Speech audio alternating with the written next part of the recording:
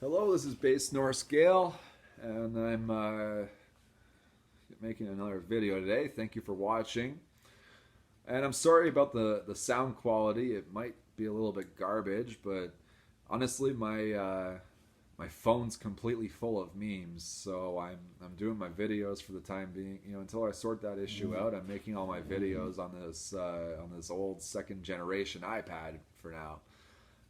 So bear with me, but at the end of the day, it's the content that's important, right? So I'm doing a study today on why the identity movement is essential to Christianity today. So first, what is the identity movement? Well, in the Bible, you have the tribes of Israel, and they were scattered and they forgot who they were. And what the identity movement is identifying who these people are, uh, because, well, to give a bit of a historical or a little bit of background on this, Abraham was a man who was favored by God, and God told him that he would have his seed would spring many nations and many people, and that they would bless the world, and so on and so forth.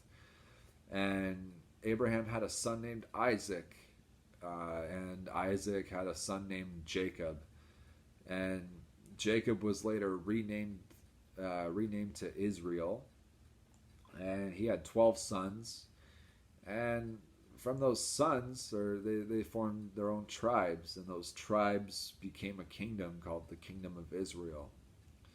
So, this kingdom of Israel, it was very powerful and very successful. And at some point, this kingdom had some sort of political schism. So you had so they broke up into two different kingdoms, and you had the northern 10 tribes. They remained the kingdom of Israel, and then you had the southern kingdom, or the southern portion broke off and became the kingdom of Judah, with the tribes of Judah and Benjamin and some Levites. So they formed what became the kingdom of Judah. Now, the northern kingdom of Israel, it fell out of favor with God, and because of this, God allowed the Assyrian Empire to come in and bring them into captivity. And when they brought them into captivity, they were scattered northwards, and in being scattered northwards, they forgot who they were, and that's so they further lost their identity, and they moved off, and nobody really talks about who these people are today, but I'm gonna talk about who they are today, because it's important. And it is important because, well, first and foremost, the Bible says it's important. The Bible's very focused on genealogy and bloodlines. So if you look at a lot of books, especially in the Old Testament, and in the Apostles, Matthew, Mark, Luke, John, they talk about bloodline. It's so and so begat so and so, and then that person begat so and so, and then that person begat so and so, or so and so was the son of so and then that person was the son of so and so. They actually put a lot of dedication into going over the bloodline. So there's importance in that. And secondly to that, every single book in the Bible is written and addressed to people of this bloodline. So there is importance to who these people are, but no churches really talk about it, be it Orthodox, Catholic, or the various sects of not Pentecostal, the various sects of Protestants. They don't talk about the identity of these people, and they take a stance where it's not important. They say, "Oh, these people just vanished into thin air. It doesn't really matter who they are, and everybody can become some kind of spiritual descendant of Abraham or a spiritual descendant of Israel," which is flat out false. And I will tell you straight up that this is false and this is a heresy. Now, uh, if you're going to say that it's about spiritual seed, and it's not. So we got to look at the story of Abraham. Abraham was an old man when God made this covenant with him, and his wife was 90 years old at the time, and this is before Isaac. So Abraham didn't have a son with his wife Sarah. And God made these promises with him that his children would be, or his seed would be, would form many people who are favored by God and build mighty nations. And Abraham laughed, and and Sarah laughed when Abraham told her, because again, she was 90, and not, 90-year-old women don't give birth. So what happened was God opened her womb and she conceived Isaac. So if you're going to say that it's about spiritual seed and not about physical seed, then you're completely downplaying the miracle that happened, which is Sarah giving birth to Isaac. And you're basically making a mockery out of what the Bible says. So even so it is about a physical seed. And then there are people who say, oh, but that's an Old Testament, and in the New Testament that doesn't matter, and that the Old Testament's invalidated by the New Testament. Well, first and foremost, Jesus himself, he said he didn't come to abolish the old laws, but he came to fulfill them. So the Old Testament's not invalidated at all whatsoever.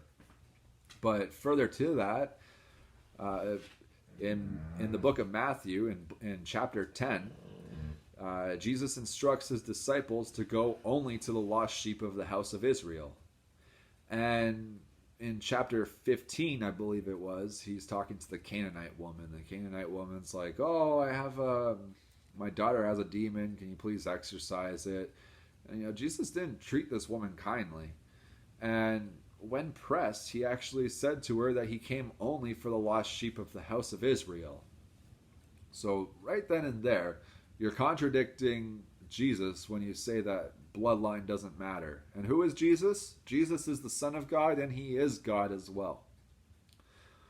Now, so we're going to take a look today at who these people are. And once you learn a thing or two and you know what to look for, it's very obvious when you read the Bible.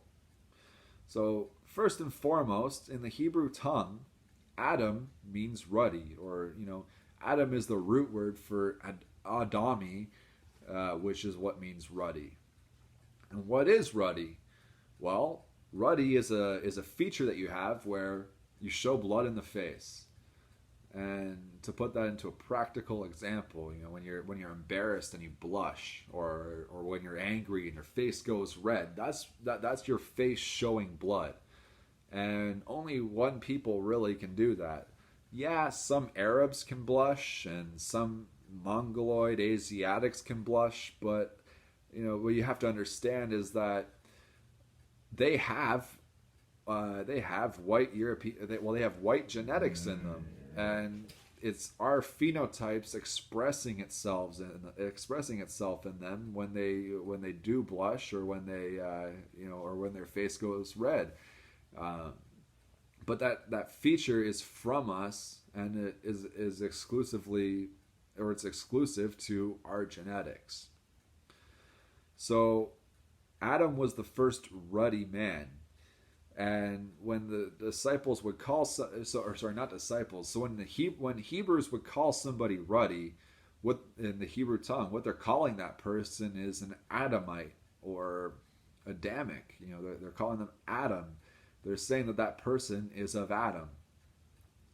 And to move on from that, we need to look at the biblical examples where they give people physical descriptions. So in Genesis 25:25, and this is talking about the birth of Esau, who's the twin brother of Jacob, who became Israel.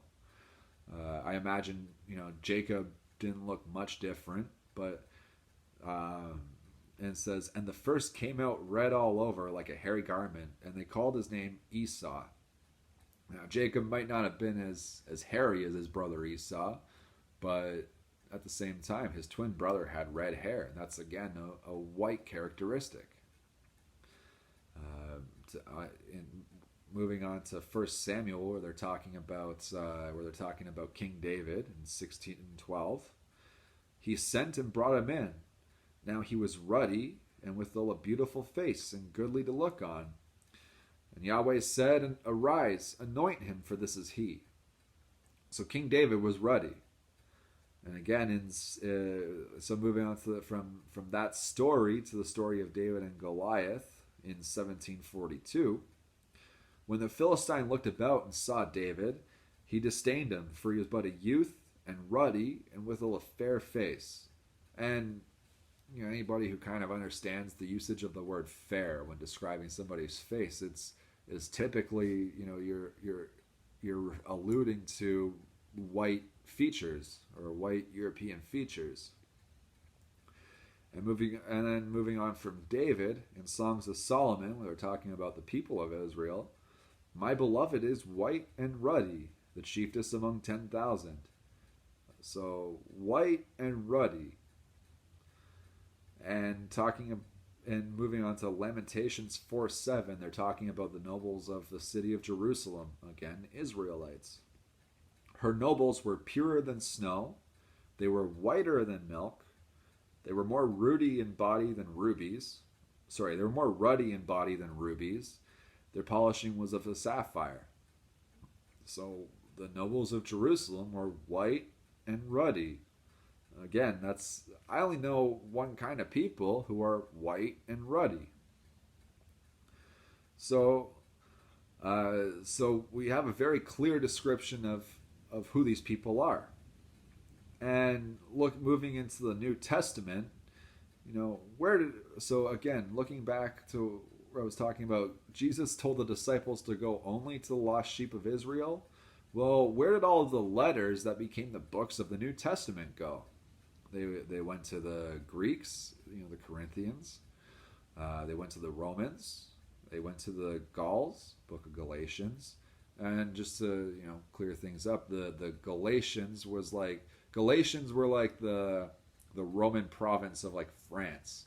That's who the Gauls were. They were a Celtic people. And where did Christianity itself go? Christianity went up into Europe and all over Europe, and it remained exclusive to Europe for centuries. You didn't have Christian missionaries going to Haiti to convert the sub-Saharan Africans to Christianity for the longest time. You didn't have Christian missionaries going all the way out to the Australian Aborigines or going to China or going to Japan to try and bring them Christianity. It simply wasn't a thing. Christianity became a European religion. And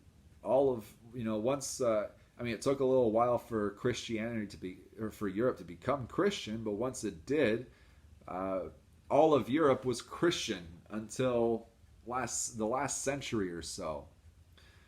And why is that? Jesus himself said, "My sheep hear my voice." So we clearly hear his voice when we're brought the message of who we are, who our people are, what Christianity is. That resonates with us because the laws of the Old Testament were given to us. They weren't given to anybody else. They were given to the Israelites. And if you look at what Christianity in, let's say, a sub-Saharan African country, you'll have people who temporarily convert it because you have Christians who go there, they build their churches, they install like some sort of infrastructure there and build houses. But once the missionaries stop, the people revert back to voodoo, or it's a very conditional conversion. Meanwhile, once we became Christian, we remained Christian. And that's a huge distinction. It's a huge difference. The Anglo-Saxon, Germanic, Nordic, and Celtic people are the scattered tribes of the house of Israel of the Bible. And so are the Greeks, or so were the Greeks and Italians. I'm not talking about the Sicilian types. I'm talking about like the northern Italians. They're Israelites, and our people are still very lost today. Today our nations have been taken captive by some very evil people, and they're very evil people in our own governments, and they're telling us where we can and cannot go today in 2021.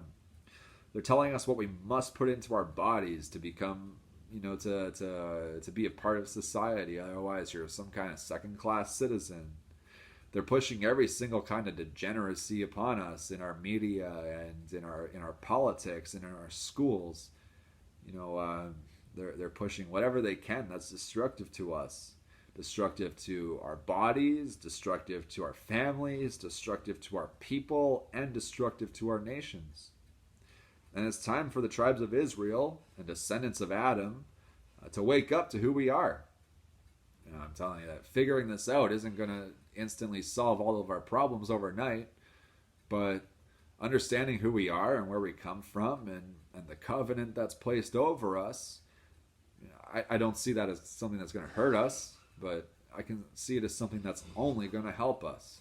So thank you for taking the time to watch my study today. And I hope you look into this for yourself and uncover your own little details. And my dog's snoring, but thank you for taking the time to watch this, and we'll see you in the next video.